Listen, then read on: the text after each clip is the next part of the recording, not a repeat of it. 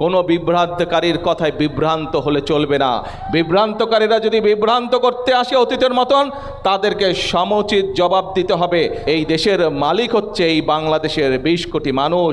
কাজে এই 20 কোটি মানুষকে আজকে সচেতন থাকতে হবে, 20 কোটি মানুষকে আজকে সতর্ক থাকতে হবে, যাতে এই যে বিএনপির যে রাজনীতি আপনাদের সামনে বললাম, এই রাজনীতিতে যাতে কেউ ব্যাঘাত ঘটাতে না পারে। আমরা কি সকলে সতর্ক থাকব? আমরা কি সকলে চোখ কান খোলা রাখবো? ইনশাআল্লাহ। প্রিয় ভাই বোনেরা, যদি এই রাজনীতির ধারা আমাদেরকে অব্যাহত রাখতে হয়, যে রাজনীতির ধারা অব্যাহত থাকলে দেশের মানুষের ভাগ্যের পরিবর্তন ঘটবে, যদি আমাদেরকে সেই রাজনীতি অব্যাহত রাখতে হয়, যে রাজনীতির ধারা অব্যাহত থাকলে দেশের ভাগ্যের পরিবর্তন ঘটবে, তাহলে অবশ্যই আমাদেরকে সতর্ক থাকতে হবে। দেশে অনেক বিভ্রান্তকারী আছে, অনেক রটনাকারী আছে, এদের ব্যাপারে আমাদেরকে সতর্ক থাকতে হবে।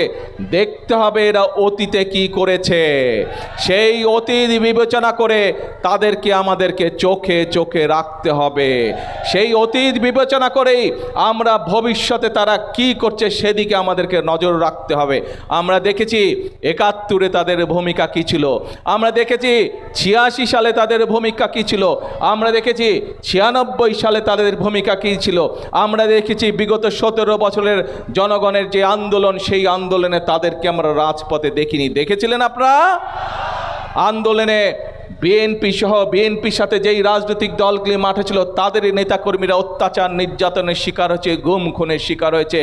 আজকে যারা বড় বড় কথা বলছে, যারা বলছে জনগণকে যারা বিভ্রান্ত করার চেষ্টা করছে বিএনপি সরকারের বিরুদ্ধে, তাদেরকে আমরা রাজপথে বিগত 17 বছর দেখি নাই।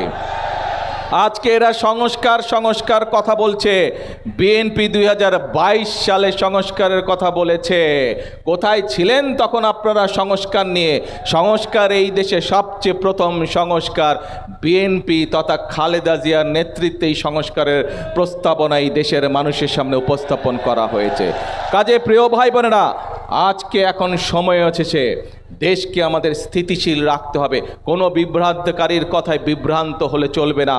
বিভ্রান্তকারীরা যদি বিভ্রান্ত করতে আসে অতীতের মতন, তাদেরকে সমুচিত জবাব দিতে হবে যে তোমাদের অতীত আমরা দেখেছি, তোমাদের অতীত আমরা জানি, তোমরা অতীতে কী করেছো, কাজে তোমাদের কথায় আমরা কান দিব না।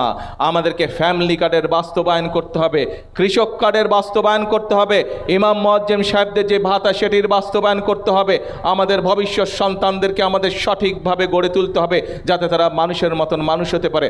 আমার দেশের কৃষি ব্যবস্থাকে গড়ে করতে হবে, দেশে মিল কল কারখানা তৈরি করতে হবে, যাতে দেশের বেকার যুবকরা, বেকার তরুণীরা যাতে সেখানে কর্মসংস্থানের ব্যবস্থা করতে পারে।